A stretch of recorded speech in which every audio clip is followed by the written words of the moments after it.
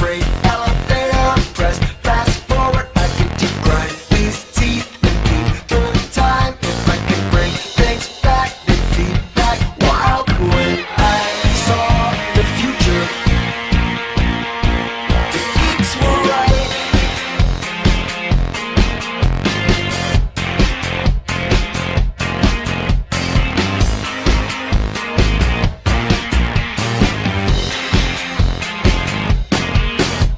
Egghead boys with thin white legs that got modified features and software brains, but that's what the girls like. The geeks were right. When I saw the future, the geeks were right.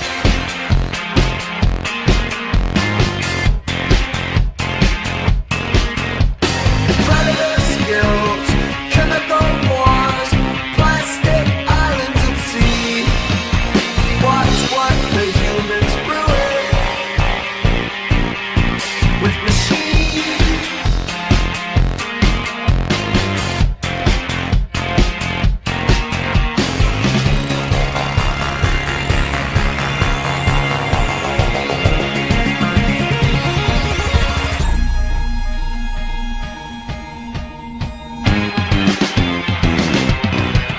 Eyeballs float in wet green grass. I'm in a chainsaw choir and dreams that bend to let me cut through time and stretch out rock. I make the dry eyes roll and wet eyes cross while I'm in deep breath, sleep or twilight zones. I take the freight elevator, press fast forward so I can grind these teeth and lead through time. If I can bring things back, they feedback wild. And when I saw the future,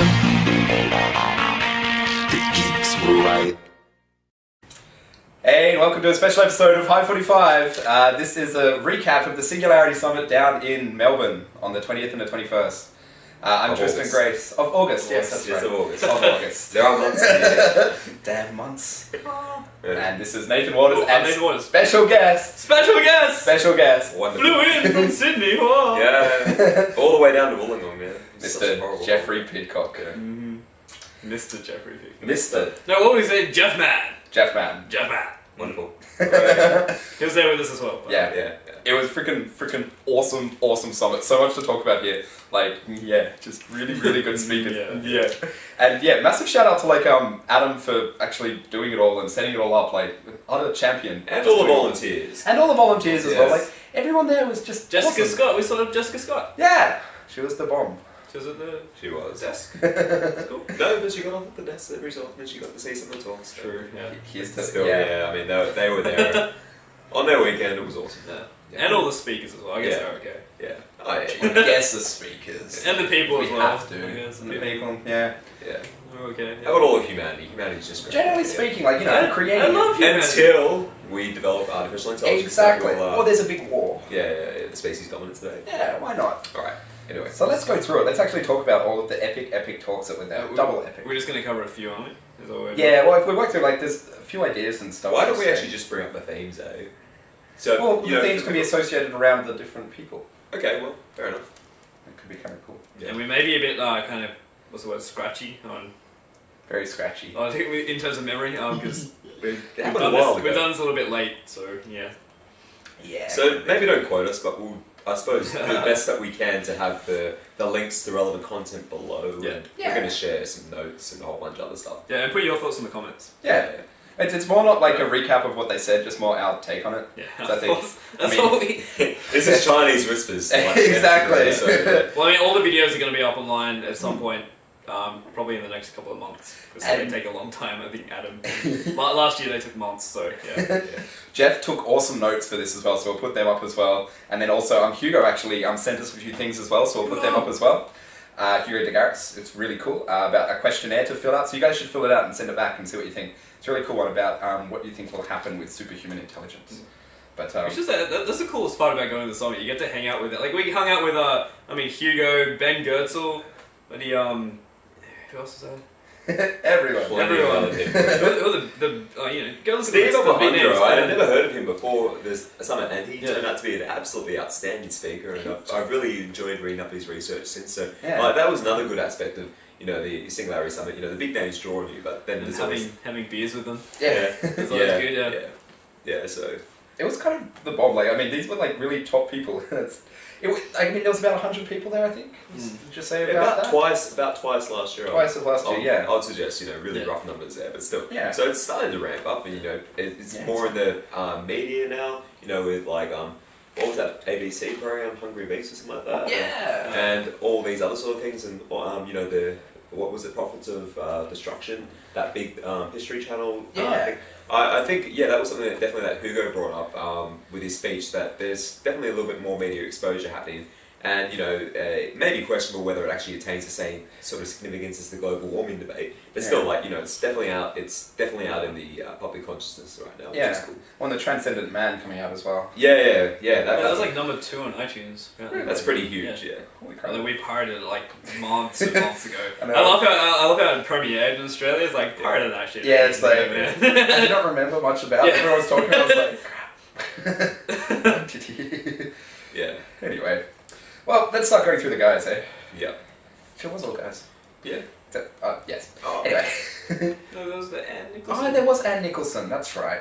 She gave the talk with Kevin Korb. Yeah. Yeah. So Bruce's friend. it's probably not reasonable for us to go through all the people that spoke, because there were quite a few speakers. But I know outstanding. Just our ideas that came from it and stuff. Like James Newton Thomas, kind of spoke first, and he was really good. I didn't get too many new ideas from it. It was kind of like a summary of everything that was happening currently at this He point. set the scene. He was a fantastic speaker, really, really great. Yeah. I'm not sure about you guys. Did you get any crazy thoughts or any? Well, the thing he brought out the quadrocopter and basically talked about how much technology is in this little toy device. Conversions of all these advanced technologies coming together, enabling. That he's like, it's cool to think about. He's like 10 years ago, probably even 5 years ago, maybe it just was not possible. Yeah. And now it's in this device you can get for your kids just to play with. Exactly. It's got these all micro advanced technologies. And, I remember having an idle interest in remote control helicopters back when I was in year 10, and that was super expensive, and you'd destroy them. So they would go to allowance for 2 years, and the first time they fly it, hey, it's really hard, so it dies. But now the things practically fly themselves. You can use them for all kinds of surveillance. I would How awesome love is to have a that? quadrocopter controlled by your iPhone. Would be great. Yeah. But yeah, well, let's move on to the next big one. Lots of thoughts with this one, which was Hugo de Garis was next after that. About the politics of AI. Yeah. Now, Hugo de Garis, if you don't know, he appeared in A Transcendent Man, so you should definitely watch that. He's got a lot of stuff coming out. He's written a book called Robopocalypse, which is coming out in a bit, I think. what? He didn't write. Didn't he? No. Wait a minute. No, yeah, Steven Spielberg. He's science fiction writer. He's helping do stuff with it. No, he didn't write that, did he? I thought he did. I don't I thought he think so. helped out with it. No. I think he mentioned it. He mentioned it. He You mentioned said He mentioned that there was a book and that a movie's been made up. I thought he was helping out with Steven Spielberg. No, doing no, movies and he stuff. has plenty of other books that you can check out. See, that's what I thought it would be the Maybe latest not one. that one. Yeah. Fine, well, that's embarrassing. God, misleading information. Yeah. Well, it's on his slides right here. Fine. Jeez. So now that we've absolutely annihilated our credibility, let's get on with Hugo. He I suppose he revisited a lot of the concepts that he brought up last year, which was super interesting. The whole notion of constructing, superhumanly intelligent machines, or artilects, artificial intellects. And then just the whole notion, when they start getting, particularly with Korea, with all those robots. So, every man's going to have a robot that can speak better than them, perform better than them, do their work better than them. It's going to, it will be gradual, but there's the chance it might ignite a terrifying debate. He was even saying he's in the media, he's portrayed as this famous thing. The whole intelligence of robots, intelligence of humans gets stuck there. Yeah. Robots, or AI basically, is always... self-improving. Yeah. And then he goes a very negative route about saying that there will be a big war because a lot of people aren't going to like being the second in command species there. So if you just pull that thought experiment out, that if we're at that intelligence, they keep on improving. It's ignorant to think that we would always be in control of these super intelligent creations. And That's if they're purely rational, self-serving agents that want to completely control the resources for themselves. Yeah, well, that's it. Yeah. I like to, We're even just being the second, species on the planet. Like, that's not going to fit well with humans. Yeah. But see, will we even know that? Because I mean, even at the moment now, like we can't exist without any of the technology. I feel that we already are pretty much kind of second to all technology, and we like to think that we're crazy intelligent monkeys when we're crazy intelligent people that are so above everything else, but we're really just monkeys that are using the technology. Go see Planet of the Apes. It was good. Yeah, it was okay. Fair enough. So, Yeah, I probably won't see it actually. One thing I did find interesting here is I'm bringing up the Unabomber. And you should really read the Unabomber's Manifesto. And I know that sounds hectic, but it's actually really, really interesting. you're going to be quoted on this. It is! It's really interesting. Yeah, I know, I agree. Apparently he's the first Terran. Okay, so Hugo Yeah. pasted that there's going to be two sort of stances in this debate. The Terrans that are, about, I suppose, human values, human nature, and all the other sort of stuff. And the Cosmos, who are all about advancement and, seizing the cosmos and exploring, the potential of intelligence as much as possible. And I don't like that analogy. It's kind of like if you're with tech or if you're against it. Yes. But the Unabomber was definitely against it. Like he's all about, I suppose, destabilizing the system as much as possible, causing a collapse when it already is under, other sort of stresses. Yeah. So it's interesting, and it is possible, like all these roadblocks to AI that could arise, breakdown of society is one of them. But yeah, I definitely think it has the potential of happening, like of a big war like occurring. I mean, when you just look at the basis, there's a different split opinion. That's what very much. He was trying to push the poll thing. Of course, the counter. Be interesting to do. It came up heaps actually. Heaps, God. The counter. Australia. The counter was that it's going to be incremental, and that's Kurzweil's counter. That's what it's going to be too incremental for people to sort of become aware and organise themselves sufficiently to have such a massive response. Or like too ubiquitous and helpful, like the mobile phone analogy. Yeah. Like you don't have people like anti-mobile phones, like they're not like going around and killing people who have mobile phones and saying, But then again, that's a. It's quite different. I mean, we don't actually do mobile phones in shopping or when they're they're not more intelligent than us. Yeah, they're not taking over our jobs. Yeah. One thing I was thinking before, that what we'd actually see happen when we could actually start pinpointing that the change is when we start entering the uncanny valley, kind of like how with movies now that you get kind of the uncanny valley with things that are CGI and they're meant to be human but they're not enough, and we kind of get scared and like you're really hating it. Whereas right now, like all the machines, we don't associate anything with them, but as soon as we start entering that valley with any of the machines, anthropomorphizing them. Exactly, anthropomorphizing them. Well, you're saying like an uncanny valley for intelligence. Intelligence, yeah, because once we enter that, that's when we'll start seeing it as a threat. That's why we don't see mobile phones. Ethics as well, like it came up, the whole notion of the laws of robotics. They're more like laws of servitude. So exactly. How would you actually formulate an ethical system? How would you actually ensure that an AI had the same values as us? You can't. Like, I mean, fundamentally, it's smart enough. It can rewrite. It can redo anything. Like any laws that we put onto it is just so idiotic. I just like that whole question. Unless you develop argument.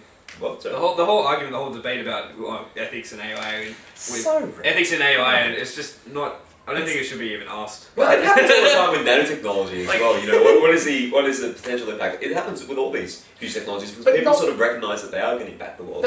Technologies are different from, like, say, AI, because AI is fundamentally like creating something new. It's if you have assemblers, that's pretty fundamental as well. But that's not, say, intelligent. That's still a tool that we control, whereas AI isn't something that we can control. Like trying to put on these things that, like, Goertzel talks a little bit about, like saying he wants to create an AI nanny, and I don't follow that train of thought. All the talks of it with AI. It almost seems like they have to tack it on just to make people feel happy and like, don't worry. It's gonna be cool. What the dick? It just doesn't. It doesn't apply. I don't know. If you're going to create an intelligence, you may as well create a damn nice paladin for humanity. That's still our. I don't know. That's still We're projecting. We're projecting. And we don't actually. We probably won't even know the face of it. That's why it's still pretty early. Yeah. But, I mean, if you follow I suppose the projections of men are more learned than us in this. That are saying that the whole 2040 or earlier projection. What Hugo was saying. 2020, between 2020 and 2030, you'll have at least on the same level of intelligence in terms of behaviour. So yeah.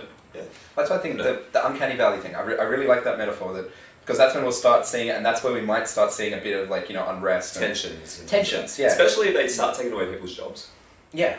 I mean, they're already Well, because if you could roboticisation anthropomorphize the already technology that takes away your job, then you can have something you can invent. Because I mean, people get pissed off at factories and all of that. I'm talking about That's algorithms that take away jobs of professionals as well. Like already the lawyers don't actually hire, I suppose, interns to do the ratings for them because they've got algorithms that are more efficient. Well, Watson's meant to do that. Imagine if you started putting Watson an actual face to it and tried to, if it had artificial general intelligence, you could actually chat with it, and then it takes away all the lawyers' jobs. They're gonna be pissed. So then the other thing is going to be so incremental it won't happen.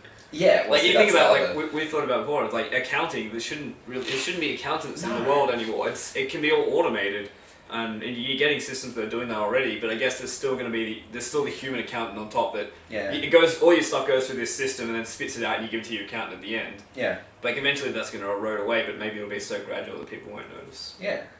Except for the accountants. Poor accountants. Yeah. So I don't know. I really like Hugo's stuff and all of the things there. That I think that there's a very good chance. There's a chance at least of saying that the war happening and everything. But I do think that if that did happen, I mean the Terrans, so to speak, just have zero chance. I mean I mean the AI is the smartest thing there. And then he was all about the witch hunt, right? They're reacting. I suppose doing the first strike. Someone was saying he subscribes to the Terran philosophy. Like he considers himself a Terran. I thought he was because he was talking about it all, he was obviously a Cosmist. Yeah. I don't know. That's wild conjecture. No, I think so. I don't know. Hugo, verify that with us. Are you a Cosmist or a Terran? I don't know. I'm pretty sure he said he was a Terran, or at least I got that from someone talking about it. I'm like, oh, okay. Well, it's a scary thing, but it's the losing side. It's fundamentally the losing side. I mean, even if people get wiped out, no one really cares in the grand cosmic sense. I mean, you have to be on the winning side to actually see what's going to happen. 1,000 years from now, it's just going to be a blip on the radar, the same way the Crusades were or something. We're just oh, that's cool.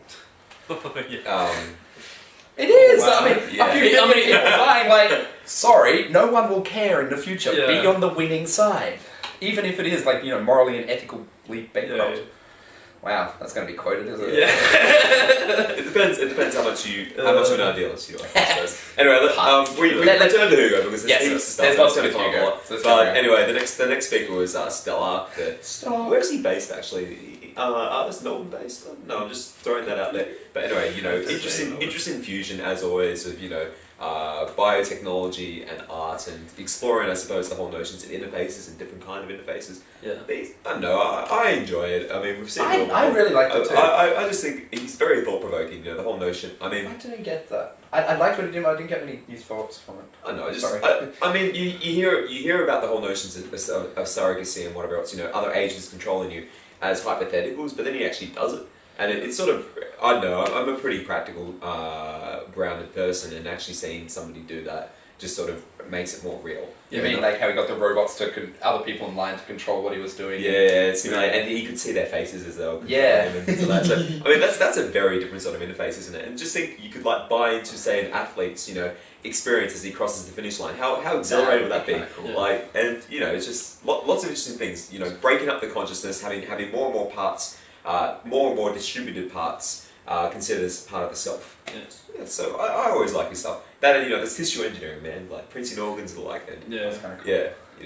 That's pretty cool. I want to see him do some more practical transhumanism. He does some pretty far out there stuff. He's got the ear. Putting an arm on your ear, ear on your arm, man. It almost arm on your ear. Yeah. Please do that. It's really cool stuff, but it's kind of it's shock and awe for the sake of being shock and awe, for an artistic type thing. Yeah. You know what I mean? You kind of need that. Yeah, you have to, otherwise you wouldn't be able to make a career out of it. What, you want him to get magnets in his fingers? People wouldn't know that they could do it. Yeah, people wouldn't care too much, but I think you should do that. But I want him to almost do practical transhumanism, put a neodymium magnet in your finger, and those other ones where you can find true north and. Yeah. Just basically smallish things, but things that people would be kind of comfortable doing. Yeah. And that way you can promote transhumanism and kind of body mod stuff, but in a very, Well, especially I like this quote actually. Mainstream type thing. I like this quote, by the way. No longer meaningful to ask whether it's biological or not. It's become a more effective operational system, and that's what's important. And that works in with Deus Ex 3, which I'm about to play next week. But yeah, I know. I just like that whole notion. Yeah. I suppose a lot of people say the human body is sacred and whatever else. And You know, we're getting all these capabilities now, you know, with biomedical engineering and all the other stuff. So. Yeah. Well, actually, one thing I want to mention with that, probably going to say in the next proper High 45 episode, but someone without legs, just a bio legs, mechanical legs. Prosthesis, there we go. Actually made it into the Olympics, the real Olympics, not the Special Olympics. So. The real Olympics. Well, yeah. So, yeah, he actually qualified. He made it in. That's cool. Pretty crazy. That's very cool. Yeah. It's very soon. Yeah. Soon. Right. Shall we keep on going? Soon athletes will cut off their legs and get these new ones. Well, imagine the Olympics in... I don't get it, but imagine the Olympics in like a little while that by having mechanical legs you actually qualifying better. It would make it so much fun to watch. It's all about the machine. I think within the next two, they'll start winning. Yeah. Yeah. Probably not the one after, like probably not 2016, it's probably 2020. There's a prediction. Yes.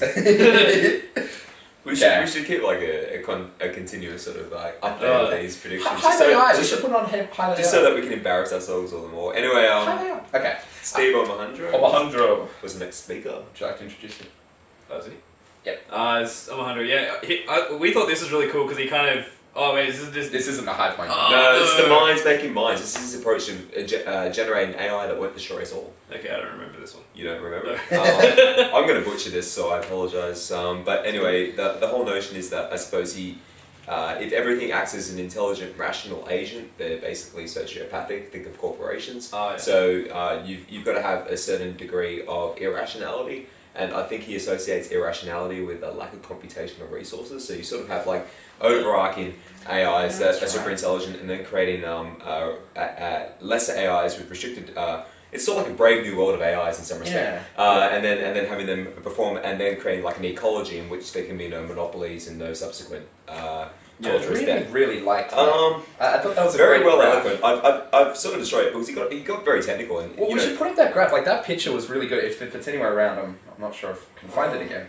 Which graph are you referring to? Sorry. Well, the one that actually showed that how much computation you have compared to say biological creatures and stuff going up. Oh yeah. It's just responding for the first amoebas and all of that, and then as you go up with more computation, you can start rationalizing until you get to perfect rationalization, which is just pure computation. But obviously, you can't have that for everything, so you have to make assumptions, and so more computational allows you to act more and more rationally, where you remove all of the other hindrances. Wasn't his idea that you could sit there and use all the computational options in the universe to decide what to do, but you have to kind of make a decision beforehand. Exactly. You have to cut off at a point and just say, okay, I'm going to go. There's an equilibrium. I'd love to work It's out never that the perfect equilibrium. choice either. That'd be. I like how we really thought things through though, like trying to create like a social sort of feedback system as well, like with standard sort of carrots and sticks to keep the AIs in line. Like if they do something that's sort of irrational for themselves but rational for more agents, then they actually I suppose get kudos like you'd find in a normal society. So sort of trying to create a society of AIs. Do you recall that? I don't remember that, but that's a really awesome idea. I like that idea a lot.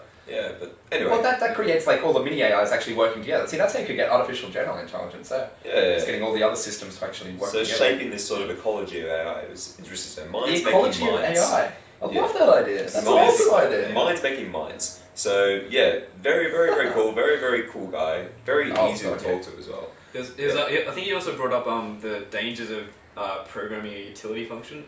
Yeah, like the chess robot. Yeah, the chess robot. All robot. it wants to do is play chess. Yeah, it was once doing play chess, and it just uses up destroys the world. Yeah. So yeah, it's the grey goo thing. Because you can't turn it off, because if you turn it off, then it can't play chess, and it wants to play chess better. So it wants to always make itself better and get all. Yeah, so it'll stop you from turning itself off. Yeah. Just off that one. Of course, it's going to want better opponents as well, so it's going to have to replicate itself. So. It's grey goo just with chess. Checkmate. Okay. I'll speak more about Steve when it comes to the hive mind stuff because I've got a lot to say there. Yep. So Ray Jarvis. Engine. He was really great actually. He kind of grounded it quite a bit because he was very practical, not talking about the future, not talking about what's going to happen. He was saying this is what we have right now in robotics. With robotics and holy shit, really kind of cool. Like it showed a lot of stuff there, like all of the stuff he's been working on since way back, 20 years ago, to the stuff now actually using lasers on a top of a car, like spinning to actually map out an environment to actually allow robots to actually navigate through. It was really awesome. Apparently that's how the Google cars do it as well, which I thought was really cool. Yeah. But we're not sure exactly if they do have a laser spinning on top, because they should have a spinning laser, because that's just as cool. Driving a car with a spinning laser. The idea was mapping out the physical world and then sending in the AI, so it just moves in that physical world, and then makes little assumptions and changes if anything's changed. Yeah. Yeah. Okay, so Matt. So he showed some pictures there, but not too many like big new thoughts and stuff. It was just kind of cool to see exactly where we are. Well, as soon as I heard that, I thought it'd be cool if Google, with say Google Earth, just sent out drones with lasers on them and just got a 3D map of the entire world, and there you go. That's not happening for a while. I don't think, but still that would be Why not? The tech's nearly there. Yeah, you could do just it. send out swarms, quadrocopter there. Well, yeah, they sent out I'm not cars sure on every single road on Earth. Yeah, fair enough. Yeah, with the lasers. It's That very would cool. get into the news. Said Google wants to fry the Earth with lasers. Cover the Earth with lasers. Swarms. It's a nice. Why don't we make them like nannies as well? Like, Yeah, why not? And they should have speakers saying, "Remain calm." Remain calm. Man, can't we are lasering your suburb? Please do not stare at them. they have like a point tally of all the eyes of their laser. Yeah. They try and target them. Burn the retinas. Yeah. Then use our implants, the new Android eye. Oh yes. My goodness, it's still got such a way to go though. I was a bit of an ignoramus. I didn't actually realise that I suppose the role of robots for AIs until the conference, in terms that they're actually, No. I suppose, looking at them as a Feedback body mechanisms. feedback mechanism for training. Yeah. So I suppose that's why they want really good AI, so that the machine intelligence can interact with the world. And like the feedback's still, there's still such a far distance to go, which I suppose is why Yeah. Ben Goertzel's looking at more the artificial reality side of things. But Yeah. still, it's very cool stuff. Cool He engineering. was saying chucking in the robot that like they actually had an actual robot, like one of the Honda ones or something to play soccer. It was like 12 grand. They Yeah. chucked it in a lab because they thought, I think this was Goertzel, not Jarvis. But No, he hadn't. Remember. Oh, okay. Oh wait, no, Jarvis brought it out, and then Goertzel Goertzel was using it as well. commented upon it, yeah, because it Yeah. needed special shoes so it wouldn't slip. Yeah, over. special shoes and stuff. They Yeah. had it in the lab because they thought, this will be better than in a virtual world, like say Minecraft, which Goertzel was doing. You could do it in a real world with all these robots, but the robot's still pretty unimpressive. Yeah, for $12,000. Could that be because we're It walks and anthropomorphizing waves. Yeah. Like, we, I think we it's want these morphized bipedal. functions. I don't think it's anthropomorphized. It couldn't do anything. It would be better if it had wheels rather than legs. Well, yeah, that's what they're saying. I mean, just a freaking Segway, just driving around. Why not? Segway with an evil machine. With a turret on top. Yeah. Yeah. We originally talked about swarm robots, remember?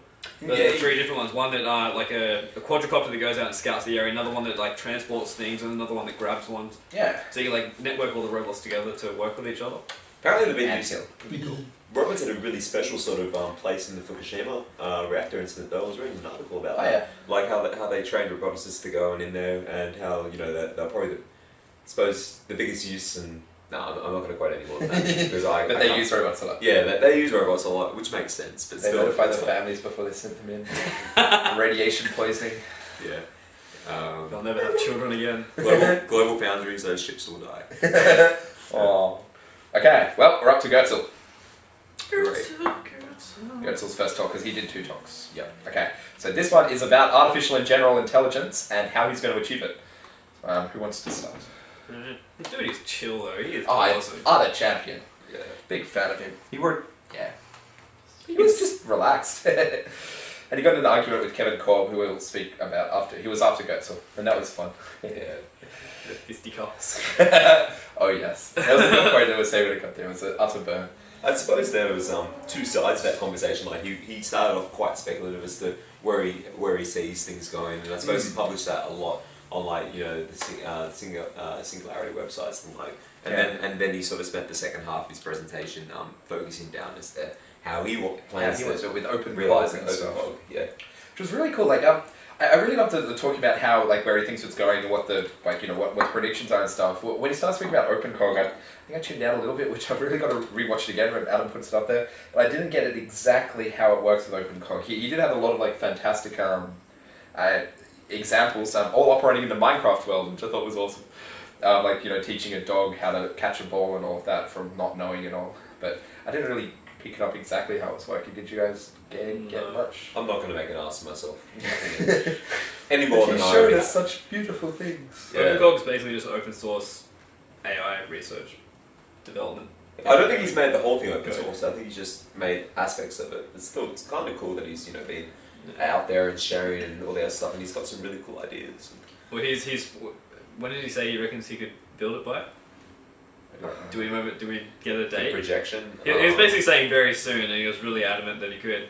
Yeah. And I was thinking he reckons he could do it $1 million a year, like just hiring like 15 people, which apparently he's already got about 15 people working. Yeah, he's over in China, isn't he? Like in China. Yeah, where did they move? Like He's in China now? Yeah, he's taken over Hugo's opposition. I'll be down. And those two are writing a book. They're writing something. I forget what it's called. Robotics. No, that's not it. It's like how to build an AI brain or something like that. Well, it'll be in the. No, it won't. Hopefully, I'm not going to edit that in. I'll search for it. This is really bad. I really liked his talk. I was enraptured when he spoke about it, but I can't remember any of the damn thing. What were the ideas that came up? I don't think I had any new ideas. His other talk about flies had a lot, but... Oh, what about the nanny robot? That was one that I didn't like. But there's the whole thing, the whole notion. How are people going to respond to super intelligent computers? And one was to have a nanny that would halt progress until, I suppose, the like AIs were ready. Or something. Until I had matured enough. I think stages of maturity or whatever in terms of cognition. Again, I don't think it's possible to do that. To actually to hamstring it and then give it super intelligence. It's just. Well, he said he wasn't that keen on the idea. It's something he's been tossing around, clearly. Well, but he's been quoted a lot with it. Like, you shouldn't talk about it if he's not that keen on it. No, he should. Why? It doesn't work. It's stupid. That's your opinion. No, it doesn't make logical sense. Okay, he said he's not that keen on it. Then why is he talking about it at a conference? Yeah, because he's trying to get discourse like this going around. That's why he's bringing it up. It's logical that people would consider it. It's logical that people consider it. But then the question is, who nannies a nanny? Well, yeah. And I mean, just putting it in there, I just don't see how that could be physically possible if you're just talking about a superior intelligence and stuff. But anyway. Yeah. It's a potential thing. It's self-nanny and nanny. That's the answer. It's just a recursion of death. Yeah. And then the idea of the gradual transition into, AI, into godhood, merging with the machine. Which, I mean, I think will happen anyway, but I don't think we can control it. I think that's a function of the universe more than us. Function of the universe. That's quite function of technology. Well, I don't think we really have an impact on it. It's like Moore's law and all of that. You've got just the growth of stuff. It's just going to happen. I do like that they're trying to earnestly get an AGI roadmap together. But you think I think they're trying to say it should be something as kind of huge as the space race. Like, imagine if the US came out and said, by the end of this decade, that would be kind of cool. We'll put together an AGI. He was saying that could happen, hey. And it was saying about our economy. Yeah. Why doesn't all you need is a single country to say, yes, we're going to make AGI by the end of this decade. Imagine if China came out and said... we're going to cut down carbon emissions by the end of this decade. Yeah, but that's... That's a massive social thing. It's the same. It's the same. Imagine if China came out and they're like, okay, we're going to redirect a huge amount of our GDP and our kind of earnings and stuff to building AI. That was good though. He summarised a lot. I've fully suggested that people check it out when it goes. I mean, because Ben Goertzel was the big pull of the conference. Yeah, for good reason, because it was guy's cool. an absolute genius. I still don't think this is going to be the greatest way to get to AI happening. I still think more hive minds and more actually harvesting human intelligence, a la Google, is going to be the best way to get. Omohundro didn't mention that. No, a bit disappointed with his talk. The second one, but can say disappointed there. But I love that Goertzel's doing all this, and it's really awesome all the stuff. But and I mean, we need all of this, but I don't think he's going to get the AGI this way, or at least the start. I mean, eventually it'll probably end up going, but just you're just against the whole notion of it being engineered, aren't you? Yeah. Well, engineered from a small team. You like the whole notion of it being emergent. It's important. At the very least, we're going to learn so much about how we compute, how we think, by taking these cognitive models and trying to construct. Well, he was very trying to big with construct agents, because that's his approach. He takes the elements of cognitive psychology, which he understands very well. We're very big with the biology aspect in the second talk. Actually, analysing how people analysing brain scans and stuff. Brain scans, brain scanning. Good fun. Yeah. Shall we move on to your favourite person, Kevin B. Korb and Annie Nicholson? I like this talk actually. You did? Okay. You should introduce. Alright, so he's going to be over the top. Yeah. Yeah, he will be. Yeah, I'm fine. That's cool. Pretty well grounded. It was based a lot on Bayesian probability and trying to work out utility functions. And basically, the whole notion. Yeah.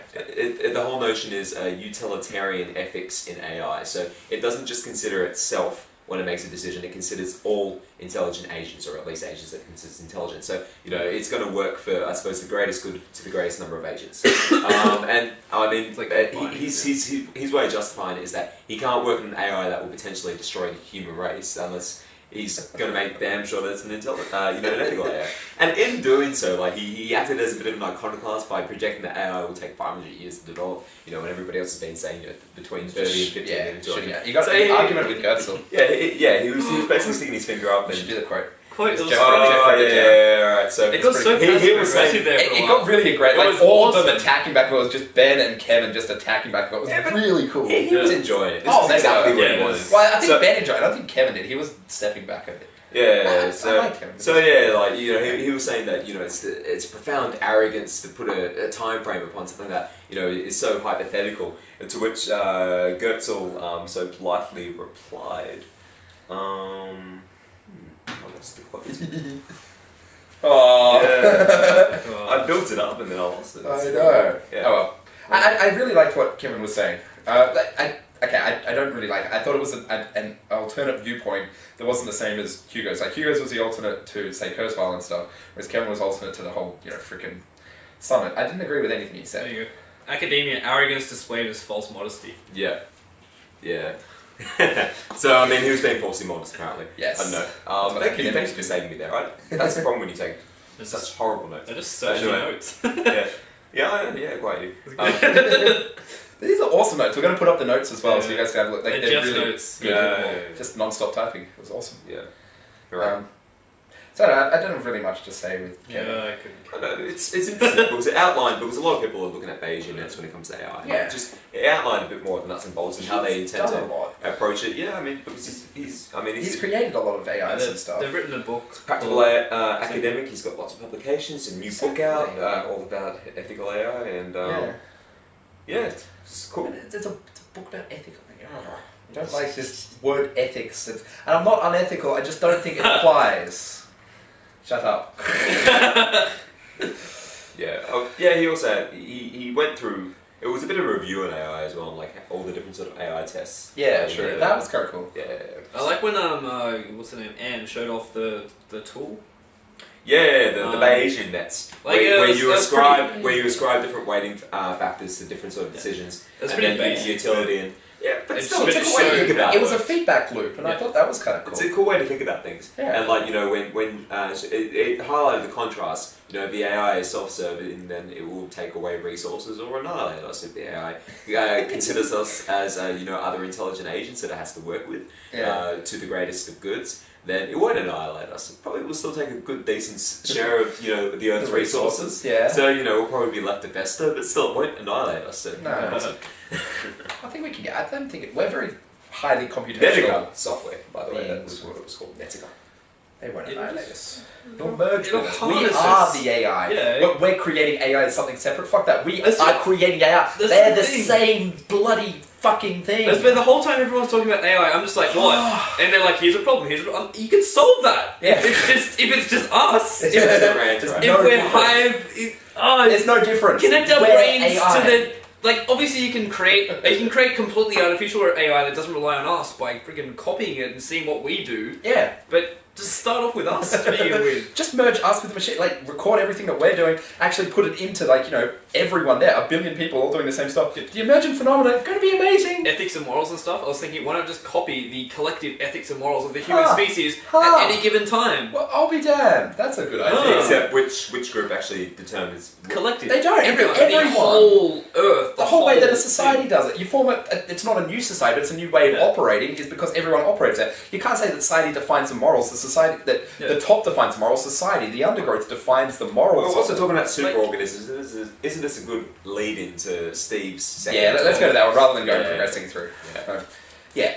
Because Steve spoke about the hive mind, the emerging global mind, cooperation and compassion. And I was like, I was so excited for this, but it was so shallow. There were no new ideas there. I mean, there might have been, I don't know, maybe it's because we're really, really into this, and I love following it and come up with a lot of ideas there. But it was very little to get across. Like, come on, Steve.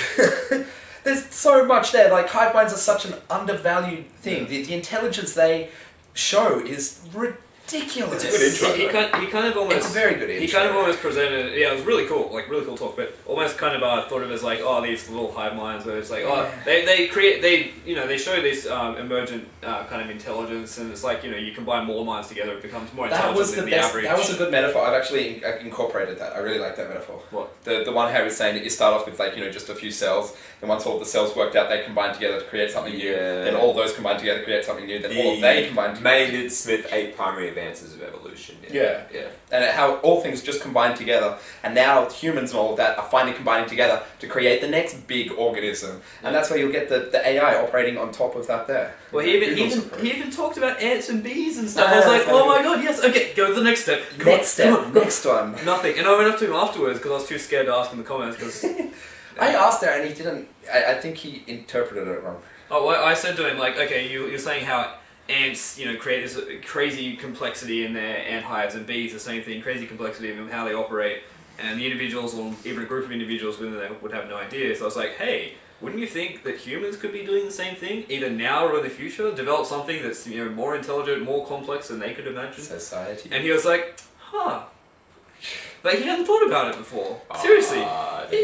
No, the way he responded to that, he's like, oh, that's an interesting thought. He had not considered it. I still get it. I'm serious. Yeah. He had not considered it. Well, especially computation-wise, because we've already seen the emergent stuff within society and all of that. There, you can say that we're not exactly sure how the global markets and all economics operate. We've got rough ideas, but not exactly, and so we can see the emergent stuff there. But what we're seeing online is a refinement of that process. We're actually seeing the new ways that society interact on a quicker and quicker and quicker basis until we find just the most efficient ways, and we get the most emergent phenomena from that. Yeah. And it's like, Moore's law with transistors, you're basically getting the transistors closer and closer together. Yeah. You get human minds closer and closer together. Connect as much as possible, non-stop. So then you speed up the clock speed. Yeah, share everything, have it all there. You want to know exactly what's happening? I want to know what people, when I was growing up as a teenager, I want to know exactly what other teenagers were going through this thing. God, that would have made puberty easier. Jesus. I want to know... Or what? You know exactly what's happening. You know how someone a year ahead of you actually progressed through the problems you're facing. Oh, yeah. There you go. You get the proper hive mind working there. You get the greatest explosion of intelligence we'll ever see. Anyway, rants. People who watch our show know all this shit. Yeah. and rant. Yeah. Anything you wanted to say? Yeah. I enjoyed the talk. I thought it was good. And in the conversation afterwards, he brought up a really cool thought. That maybe black holes are the reproductive drive for our universe. Maybe the offspring, all the matter that goes in there, chews into another universe where they suck around the physical constant just a little bit, and there's a universe. Yeah, I know. So that blew my mind. But anyway, I enjoyed it. I like black holes. Like Krauss at the end. Oh, awesome talk. I could listen to that a million times. Yeah. But anyway, I like Krauss. Okay. Well, we missed someone if we did it. David Dowe. Yeah, who was talking about general measures of AI. You should do that. You had the great explanation. Jeff was explaining it just before we did this. It's better than that. It doesn't matter. You explained it well before. Okay, so I was asleep then. Okay. It was very early in the morning, but we were out till 2 a.m. drinking, so we're hungover every night. 12-hour conference days. Yes, it's about 16 hours all told, but even so. I suppose the whole big notion of his talk was different sort of measures, like a universal measure of intelligence that's, not not anthropogenic or anything, human-centered. I'm butchering myself. But anyway, it transcends that. It can apply to any species, any sort of intelligence. And the whole notion is... measure for intelligence. That's right. The whole notion is that it generates an environment in which intelligence can be exhibited, and then it generates, I suppose, a sort of a game, a set of rules that the intelligence has to sort of sample through trial and error, and then it sort of it sees if it can actually understand and predict through, I suppose, induction. I think that was a big sort of notion, abstraction and induction. Yeah. Form a model of the rules. So it's like, taking a kid, introducing it, just seeing two adults play Say Connect 4, the kid would probably be able to get it. Then, maybe tic-tac-toe. Everybody would be able to get tic-tac-toe, but then maybe putting the kid to look at chess. Yeah. Yeah, chess might be just a little bit too complicated. It's probably complicated. I probably would never get chess unless I sort of read the rules beforehand, because there's a lot of different sort of things there. So the measure of intelligence then is what is the most complex sort of situation that you can understand, and then it sort of abstracts it with a computer science concept called the Kolmogorov. I'm clearly not What's that one? Kolmogorov complexity, which is basically just the shortest possible program measured in the binary digits that lie at the bottom of all computer code that can produce that output. And that's a direct quote from the Economist article, which we should probably link. Because, who's calling who bird-brained? I think that's what that was called. But yeah, it's just a cool notion because, we're developing AI, and the AI may not work on the same terms as human beings, and it would be nice to have, some sort of measure, and it's cool. It's a definition of intelligence that's transcendent of humanity. Yeah. We don't have a definition of intelligence. How cool that'd be, because then you'd be able to get hard numbers, hard figures, and you'd be able to see like how different organisms display different levels of sort of behaviour, and then you'd be able to rank yourself as well. And, have a nice number that. Yeah. Hello, number 149. You're at this level. 149, jeez, that'd be good. How great would that be? Yeah, level maybe 1 like in intelligence. It could be like 3,609,000. Like, Okay, actual rankings like that. Ranking. I was thinking like Oh, rankings. Like you're at this level. Oh right, I was thinking ranking of the whole species. Like I'm number 149 of the most intelligent. Like a lifelong SAT score or a TARP score in Australia or whatever else.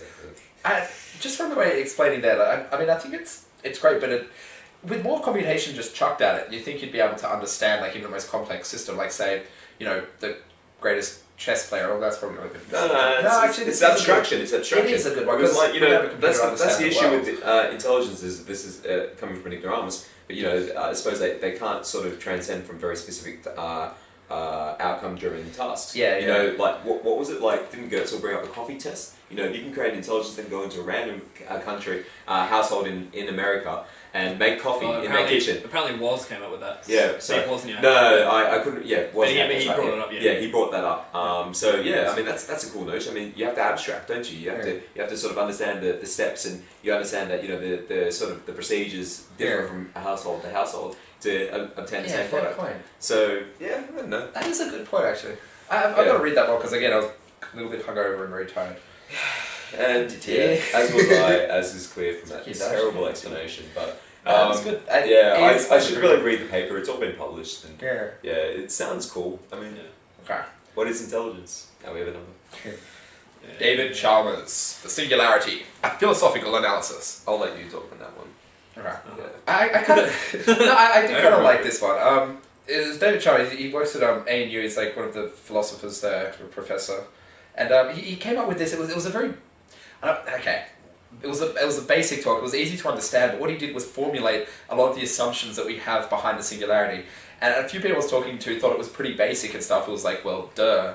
But I really quite like it because some of the stuff that he actually he put up there was great to actually say, look, we think. He named the assumptions that we have actually going into this conference and stuff, and I really kind of liked that because that was something we've been talking about. Like we want to write a few things about like hive minds or something. We realized, holy shit, we've actually got to work out exactly what our assumptions are. Yeah. And what he's done is with the singularity and self-improving AI systems, he's made a few assumptions and actually formalized it, which I thought was pretty cool. Apart from that, there wasn't too many. The only assumption I remember was like AI. If you create AI, then you create AI plus. Which will create AI++, which will create AI, etc. Well, so that's a good assumption. Then there were others there. I'm trying to see if you wrote them in the notes. Because there were a few... I did a fair amount. Yeah. I don't know. It's worth having a look. We'll put it up there. It's probably not too much to talk about. His response, if you create a machine and it has, you can assume that's intelligent, but then you ask yourself, is it really conscious or is it just a zombie on the inside? Yeah. He's replied that the argument, it doesn't require consciousness, it just requires intelligent behaviour. So who really cares what's going on inside it? You don't have to the way you want it to behave. Just pretend. So that's behavioralism, where it should not be. But even so, same way that we act like other people and all of that. We just assume they're conscious. We don't know. It's just a bag of meat that I'm sitting with. Like we're all sitting. Meat calculators. Meat calculators. Yeah. Meat. Yeah, we just assume that it's conscious because it really fits our worldview. It works out well because we don't have a definition of consciousness. I think Chalmers used to work at UOW as well. Yeah, because our housemate. Yeah, I used to get taught with him like his professor. Yeah, roadblocks. Either self-amplification of intelligence or its manifestation has to fail for that to break down. So he explored all the ways that could potentially happen, which is important because you've got to look at the counter arguments, and it's been published. and people are citing it. So it's somebody's actually Being used looked a lot. at, philosophers actually looked at the singularity, the ideas, and deconstructed them. So that's It's worth checking out. Like cool, yeah. Just for the assumptions, just have a look at the notes and stuff, and go to Chalmers, and check it out. I think he must have brought up mind uploading as well, because he's usually he did. he's usually touted as one of the philosophers of mind uploading. Yeah. Like all the That's concepts cool. and issues. And Oh, is this the duplicating yourself that you'd have two of you? I think that was. That Yeah. definitely comes up. That But was I'm not it, sure if he specifically Yeah. talked about. Yeah, what did we die before AI? Reconstructive uploading. It's not you. Yeah. Yeah, the you. Yeah. You have to merge. You can't just. Yeah, Yeah. well, yeah. I mean, once you break up the stream of consciousness, I mean, are you Unless you can merge with your upload. Ooh. Well, that's kind of weird, isn't it? No one's thought of that before. Yeah. Probably they have, yeah. Yeah, probably. Damn it. But you could. if you upload it There's first, a virtual you and then a you. and then you merge, and then you just say like, okay, now let's just. What was it? Charlie Stross and Accelerator, the whole notion of eigenselves, just sort of creating infinitude. So many copies of yourself, subjecting them to every single possible situation, seeing which ones work the best, and then recombine them. How cool is that? That's a glorious, terrifying future to look forward to. I mean, you're existing at all. Accelerado, Charlie You're a- Stross. That's such a good book. You're a hen chicken then. Yeah, you don't exist, and all the bad things that happen, you definitely have. Your decisions have been made for you. Well, you We're get to make the decision, but Yeah. no, yeah. But So the best and of the most simulation optimized about self you picking arises. that My situation. goodness, That's true. the best and most optimized Meta. self arises. It's good. Yeah. Okay, next guy. Let's The combine probability. these Yeah, two. combine these two. The I- probabilities talk. I just did not care for them at all. Well, one was very just much not- a public, Yeah. public science communication style. Yeah. It was entertaining, very entertaining. Kind of No new thoughts. Brought up but things like entertaining. multi-evolved problem. I suppose probability. Like these guys are all AI researchers, so Yeah, probability, yeah, with their Bayesian networks probably comes to play. Well, I'd love So- to look at Alan Hájek, his talk again, because I was a Play fan for of the it. improbable. Yeah, He that got was a really limit. technical. It was like a whole subject summarized in an hour. Yeah. It was good. It sounded really good, but I just couldn't keep up. My mind was dead at this point, Yeah. which is a Yeah. pity because I'd like to check it out. But even he considered that doesn't have as much practical application to the AI researchers as say some other things. Yeah. But still, I mean, it was kind of neat to have a probability researcher, or Yeah. well, was he a probability researcher? But anyway, he was talking about the philosophy of probability and doing it in a very I think that numerical was manner. maths professors, weren't they? I don't know. I think he was. The first guy was right. I thought he was. Yeah, he was a mathematician. Yeah. Yeah. Burkard Polster. How cool are their names, by the way. Yeah. Oh, you got I thought he was to. related to Hájek. Yeah. You got to look at Burkard Polster's presentation for one reason only, and that is his pointer. Oh, yeah. lightsaber. Yeah. It was Darth Maul. Darth Maul He was lightsaber. Darth Maul. 'Cause he I was always cool. so want to do that. Yeah, I'm thinking when I do a presentation, fuck that. I'm taking a lightsaber. Yeah, That's awesome. Yeah, it's awesome. Okay. And then Ben Kemp again. And Ben again with the genomics. Ben- You wanna talk about genomics? Um, Methuselah eyes. Yeah. I don't know. And he's rolling that. He- Using AI. yeah, Jeff can go. No, you're going me. Okay. Oh, why me? So the idea is someone had actually bred flies for 30 years, these specific type of flies, and he actually, For what? for what purpose? So he had 5 different control groups, so one that was 5 different groups, one was a control group, and then one was breeding for longevity, another one was breeding for like heart, Yeah, tons of them, hey. hearts, something, and other ones for like lung capacity and stuff like that. But anyway, they were just looking at the longevity ones, and so the idea is now that they actually managed to increase, just through natural breeding, selective breeding, they increase the fly's lifespan by 4 times of the original control group, and so now they have the 2 genetics of both the flies, and you sequence the genome of both, and then you actually work out the differences. The differences are called SNPs, I believe, SNPs. Single nucleotide polymorphisms. Is that basically the difference? You take genome, you take another genome, you compare them, you work out, okay, here's the genes that are different. Maybe there's more, but that's one kind of difference that's between I think that them. was the main thing what he Yeah. was saying. Yeah. And Because so, then you had the AI to work out the differences. Yeah. yeah. And It's the model so, differences. Model. Yeah. Yeah. so Gregory Benford, who was talking last year, we missed that talk, about the same thing. I think him and Goertzel started a company together, and they're actually selling a product now called Stem Cell 100. Yeah, Genesians. So they're selling a product called Stem Cell 100, which apparently has these particular groupings of herbs or something or other. Apparently it's really expensive. It sounds really dodgy, like one of those, like, this will help you increase your lifespan, but still, that's cool. So yeah, they've discovered 800 SNPs that they're actually looking at and comparing, And what he's doing is using AI algorithms, like narrow AI, to actually go through and kind of work out, find the patterns between the different genes and work out what, basically what's happening and kind of what drugs you can apply to. So they're testing out different drugs to try and get some of the older flies to kind of do some gene therapy on them. Because you can actually, right now, you can actually send in either a virus or a protein or something like that. I think a virus that then replaces the protein on the DNA, so you can actually replace different genes, different markers in your genes. Is that right, or am I making shit up? I think that sounds about right. It may not be exactly a virus, but you can actually adjust the DNA of them. So you go in, you adjust the DNA, and then you see the difference. And so they're doing all sorts of testing now, and the whole aim of this is to actually increase longevity. So basically, help people live forever, which would be awesome. There's another thing called what's the name? Hugo de Garis. And this is why it's related to the Methuselah flag, is he calls it the Methuselarity, basically the escape velocity point, where if you can actually get life regenerative medicine or something like that, why not? To the point where if you take this medicine and it increases your life by a year over your existing year, then you get to the point where you start to overtake and increase your life every year age by another year, and so you eventually hit a point where it's the escape velocity. Yeah.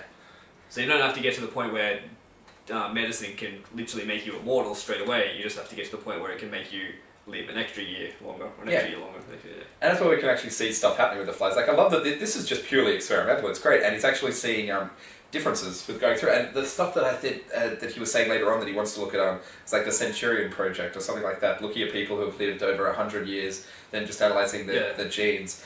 I'd love to actually see that working out, but then of course you've got the whole environment and stuff. Yeah. But the thing that was really interesting relating to like AI and stuff, because what they do is then they model the differences, as Jeff was saying before, actually the differences in the DNA and the genes, and actually identify which ones are actually looking like are going to be the big things. And they do that with the drugs as well. And Jeff was a bit, I remember as we went out, I got shut down. You're like, oh man, it's not doing the proper scientific method, it's not doing the hypothesis. Well, no, it's testing, a different way, it's a different approach. Yeah. It's almost a rapid prototyping of science in a sense. Yeah, experiment-driven discovery, I suppose. You get all this experimental data before you have your theories, and it's not abstracted. You don't actually have your hypothesis beforehand. You use your data to formulate hypotheses.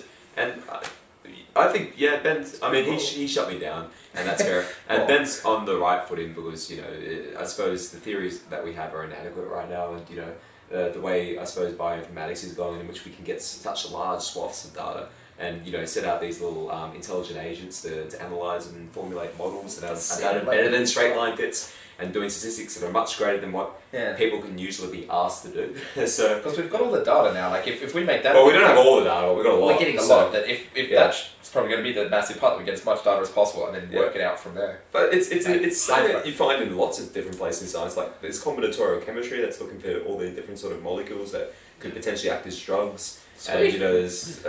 He spoke about drugs, actually saying that they're all they're doing now is just trying to use existing drugs to... combinatorial, to cure something else rather than trying to create a new drug. Yeah, he was saying that the system and the legalities are completely fucked up at the moment. Yeah. Oh, it's $1 billion to develop a drug. Yeah. But also there was some patent system where it was blocking them out and doing all sorts of weird stuff. Yeah. Nah, drug discovery is painful. But I still think they should do that idea of like, sequencing the genome at the moment costs a couple of $1,000s still. But once it gets under like 100 or a few hundred, I still think the government should step in. People will hate this and it'll never happen.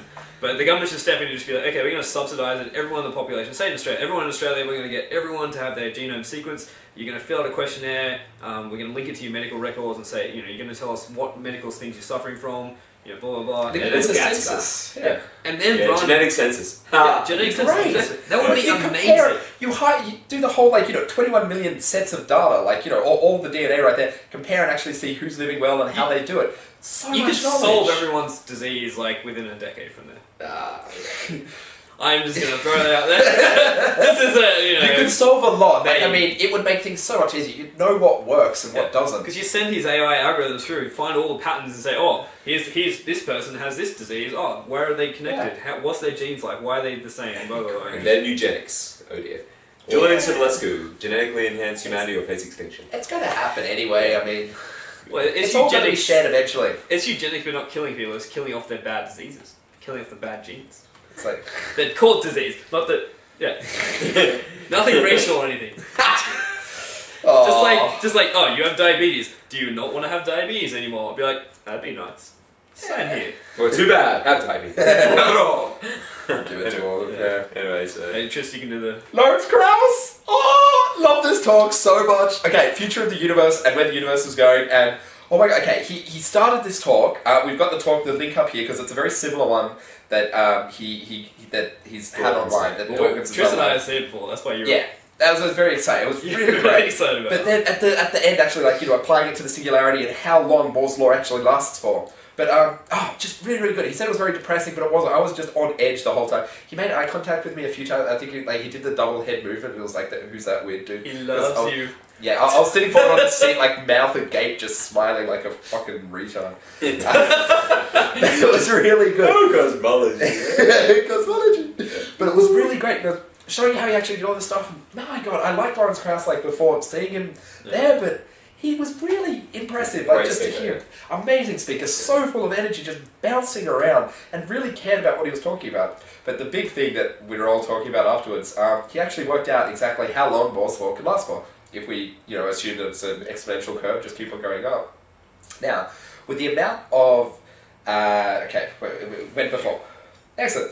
Yeah, so for the amount of matter, like in the universe, within light years range, we've got 400 years. Yeah. But if it's just within how far we can travel, we've only got 250 years. So if we actually look at it like, expanding out to all of the stars and stuff, we think, it could continue for millions of years. Obviously it can't, it's an exponential curve. So yeah, we've got 250 years. Alright. Maybe, don't look so much on the numbers. It'd be nice if somebody went and confirmed those calculations, but Yeah, anyway... He did have that algorithm there, but yeah. Yeah, but anyway, the whole notion, I mean, it makes sense, right? There's no such thing as exponential. I wish economics would wake up to this. There's no such thing as exponential growth indefinitely. Yeah. So Just we're blessed that we're in interesting times in which there is a double in time for technological progress, and it makes sense, in the finite universe. A limit to that, and it was cool to see a number there as well. Yeah. So I mean, what's going to happen as intelligence sort of wakes up to the fact that it's coming to the end of its explosive expansion. And then Yeah. It's a Maybe- great talk. yeah, it was really interesting. He really went deep into actually how he came up with a lot of the stuff. There was a tiny bit of mathematics. I really loved it if he went into it a little bit more. So I'd love to actually have a look at how he got it all. Like talking about working out if the universe is expanding or contracting or standing still, and actually testifying before Congress and doing all of this stuff. It's like, oh, you're my hero. You are so cool. That was the big thought that I got from it. Was I love that that I'm using all the time now, is that Moore's law can continue for 250 years or yeah. Do you think he was? I think he was skeptical about other civilizations in the universe having hit the singularity based on the Moore's law thing, because he's saying that it would take you 250 years to basically. I think that was just consume all the matter in. I think it might have actually been all the matter in the universe. No. All the matter that was accessible. It's like an expanding within that year. expanding radius. Yeah. Speed of light for a given period. But I think he worked out the amount. I think he worked out a number where ignoring speed of light, he consumed everything. But then there was some number. The speed of light. Oh yeah, because no, don't worry.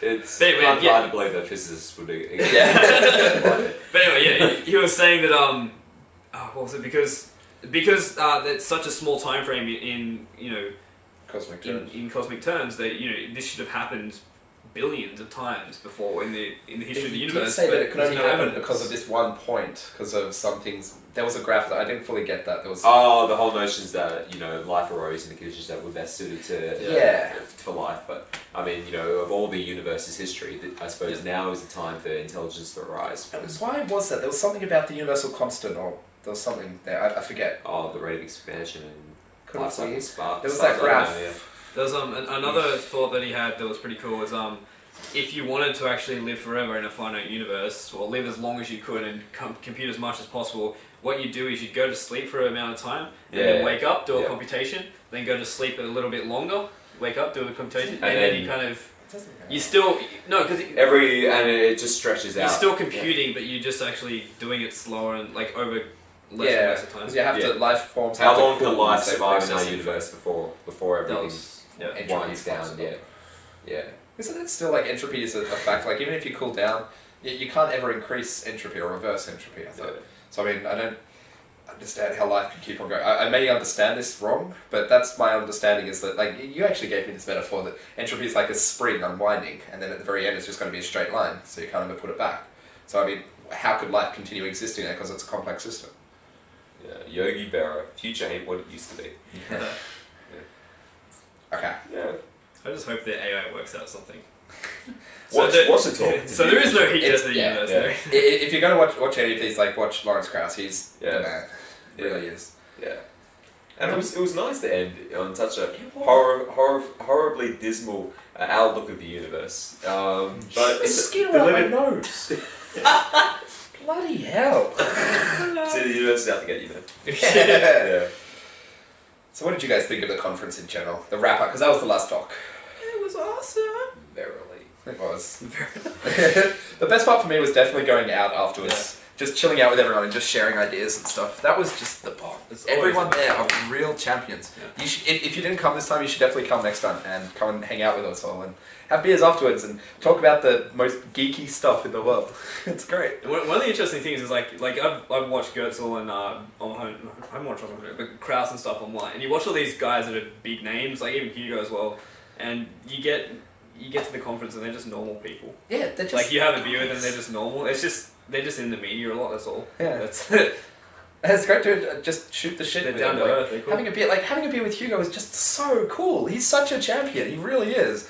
And just shooting the shit about stuff and talking about all the stuff he's up to and what he thinks about different things. And it's like, you have to step back and realize that, wow, this guy's really up there as terms of ideas and stuff. Yeah.